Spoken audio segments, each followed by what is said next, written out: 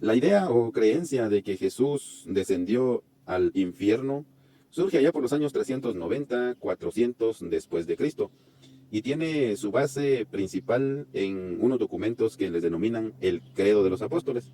En estos documentos asumen algunos que los apóstoles escribían respecto a las cosas relacionadas a la fe, y en uno de estos escritos aparece esta supuesta creencia. Realmente yo dudo que los apóstoles directamente hayan escrito lo que ahí aparece. Podría ser, podría no ser. Lo que sucede es que este criterio se aleja como tal de lo que realmente enseña la palabra. Recordémonos que en aquel momento, en aquel tiempo, los apóstoles habían recibido la enseñanza principalmente del mismo Señor. Entonces ellos no pudieron haber tergiversado las escrituras como tal. Allá en la primera carta de Pedro, en su capítulo 3, versículo 18 al 20, dice: porque también Cristo padeció una sola vez por los pecados, el justo por los injustos, para llevarnos a Dios, siendo a la verdad muerto en la carne, pero vivificado en espíritu, en el cual también fue y predicó a los espíritus encarcelados, los que en otro tiempo desobedecieron, cuando una vez esperaba la paciencia de Dios en los días de Noé, mientras se preparaba el arca, en la cual pocas personas, es decir, 8, fueron salvadas por agua. Aquí está un pasaje donde amparan algunos esta creencia. Y si nosotros leemos así, de corrido, así de manera superficial, pues podríamos concluir que, en efecto, el Señor sí fue y predicó a aquellos espíritus que están en el infierno. Pero, ¿realmente eso es lo que dice el pasaje como tal? A veces nosotros cometemos el error de tomar únicamente fragmentos de lo que dice la Biblia. Y si usted toma únicamente el versículo 19 del capítulo 3 de la primera de Pedro, pues definitivamente usted concluirá que eso es lo que dice, porque dice, en el cual también fue y predicó a los espíritus encarcelados. Eso es lo que dice.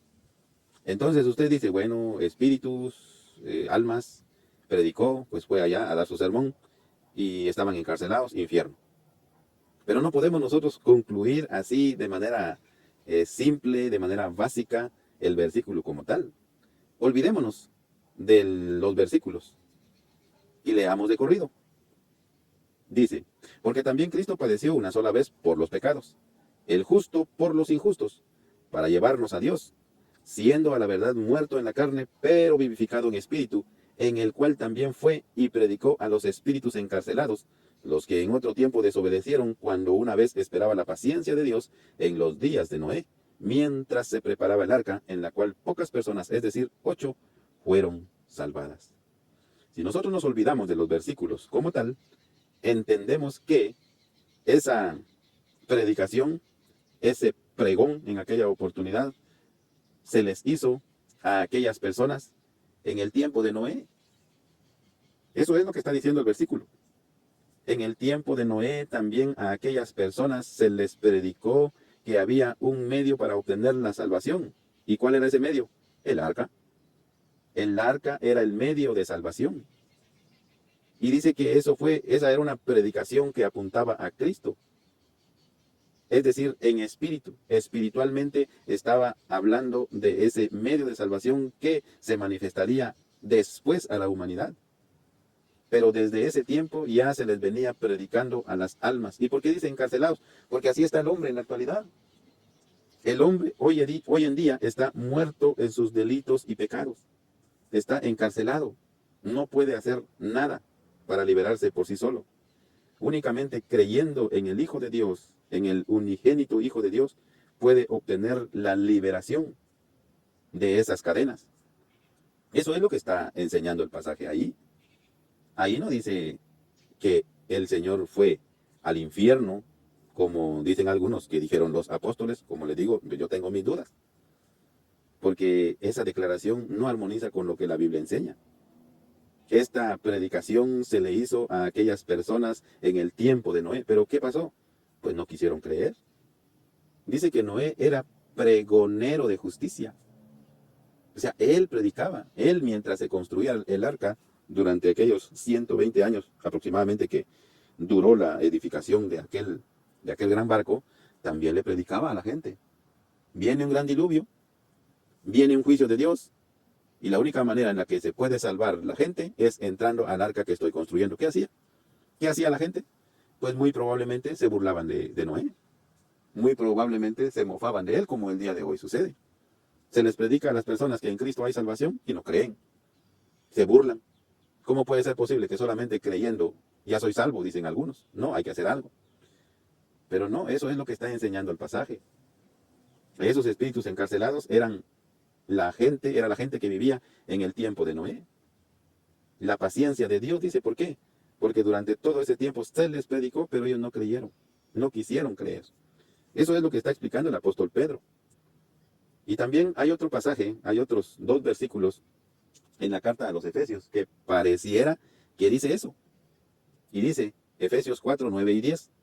Y eso de que subió, ¿qué es? Sino que también había descendido primero a las partes más bajas de la tierra. Esta es una pregunta. Y usted no puede formular, no puede cimentar una doctrina partiendo de una pregunta. Es una pregunta la que está haciendo el apóstol aquí. Y esto de que subió, ¿qué es? Sino que también había descendido primero a las partes más bajas de la tierra. ¿Cómo explicamos nosotros entonces esta pregunta? ¿Cuáles son estas partes más bajas de la tierra?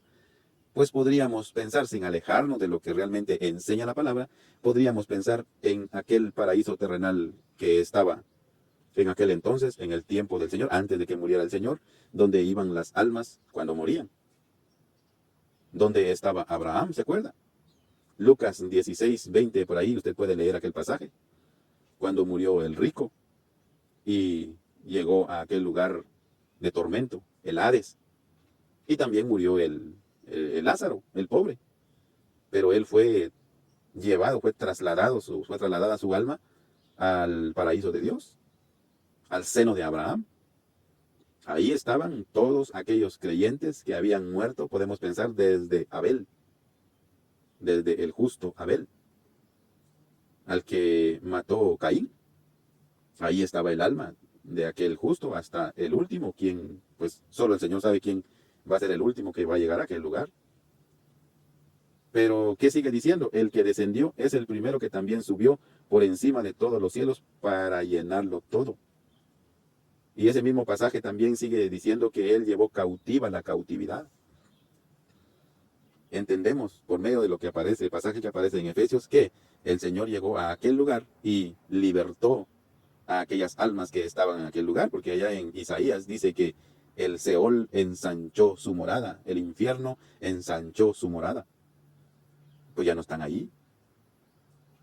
Pero pongámonos a pensar, asumiendo, creyendo esa idea de que dicen que fue formulada por los apóstoles, pero a mí no me convence del todo, que el Señor fue al infierno. Pensemos que el Señor fue al infierno. ¿Qué fue a hacer al infierno? ¿A predicar? Entonces, ¿qué? ¿Estamos diciendo que hay una segunda oportunidad? Eso contradice la Biblia. Porque el escritor a los hebreos dice que le es dado al hombre vivir una vez, morir y después tiene que venir el juicio. Entonces, ¿qué fue el Señor? A manifestarles. Algunos dicen es que él fue a proclamar allá su victoria. Algunos llegan al extremo, como la corriente del romanismo, que dice que el Señor fue y pues y allá no hizo él acepción de personas. Y dicen que fue y liberó a todos. ¿Cómo le parece a usted? Liberó a todos. ¿Por qué? Porque a él le pareció que era muy duro el castigo que se libraba allá en el infierno y pues no hizo acepción de personas y sacó a todos. Porque ellos creen en la doctrina del purgatorio, asumen ellos así. ¿Por qué? Por la creencia, según algunos, de los primeros apóstoles, de los apóstoles del Señor, perdón. No enseña eso la Biblia. Cuando la Biblia dice que el Señor descendió a las partes más bajas de la tierra, podemos entenderle que se refería a aquel lugar donde estaban las almas, pero las almas buenas. Los que estaban esperando la promesa del Mesías, la promesa de un Redentor, la promesa de un Salvador. No a los que están condenados en el infierno, en el lugar de tormento. Esa gente va a ser sacada de ese lugar y va a ser trasladada a rendir sus cuentas allá en el juicio del gran trono blanco, en donde van a ser juzgados, cada uno, según sus obras, dice. Cada uno según sus obras. Ninguno de ellos es creyente, ninguno de ellos creyó en el Señor como su Salvador. ¿Y qué les espera? Ser juzgados y ser lanzados al lago de fuego, donde van a ser atormentados por los siglos de los siglos. Eso nos dice la Biblia, eso nos enseña la Biblia. La Biblia no enseña que el Señor fue al infierno, ni mucho menos que fue a predicar. Como le decía, pensemos, analicemos.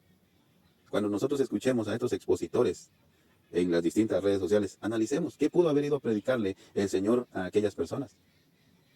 ¿Qué? ¿Se fue a mofar de ellos? ¿A burlarse de ellos? No. Ellos tuvieron su oportunidad estando en vida. Ahí en Lucas 16, ¿usted lo puede entender? Aquel hombre lamentándose decía, Padre Abraham, envía a alguno que vaya y predique a mis hermanos. No, ni porque alguno se levante de entre los muertos, ellos no van a creer, les dijo. Y también, de alguna u otra manera, estaba allí manifestándose lo que habría de venir a futuro. El Señor murió, el Señor resucitó de entre los muertos y algunos hemos creído en esas palabras, pero la mayoría de la gente no cree, pone en tela de duda la palabra de Dios.